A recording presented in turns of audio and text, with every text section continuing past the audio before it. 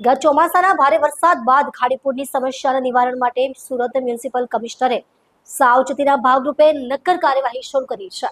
લીંબાયતની મીઠી ખાડીમાં આજથી ખાસ ફ્લોટિંગ પોકલેન મશીનથી સફાઈ શરૂ કરવામાં આવી છે. આવા કુલ 4 મશીન આ અઠવાડિયામાં ખાડીઓમાં કાર્યરત થશે.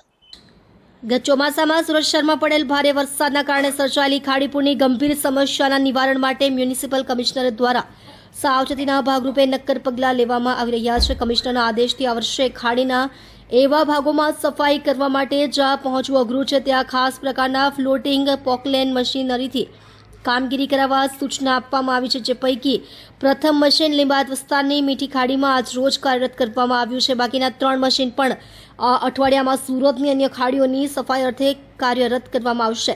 કેન્દ્ર સરકારની સેન્ટ્રલ વોટર કમિશન અને નેશનલ ઇન્સ્ટિટ્યૂટ ઓફ હાઇડ્રોલોજીની તજજ્ઞ ટીમ મ્યુનિસિપલ કમિશનરની સૂચનથી ખાડીપુર નિવારણ માટેના સૂચનો મેળવવા તારીખ 20 એપ્રિલે સુરત આવી છે. આ ટીમ અહીં રહીને ખાડીપુરના તમામ પાસાઓનો હાલ અભ્યાસ કરી રહી છે. તજજ્ઞ ટીમ ટૂંકા તેમજ લાંબા ગાળાના આયોજનો અંગે મહત્વના સૂચનો કરશે. આ સૂચનોને ધ્યાને લઈ મ્યુનિસિપલ કમિશનર તજજ્ઞોની ટીમ સાથે પરામર્શ કરી તાત્કાલિક અસરથી કાર્યવાહી હાથ ધરશે.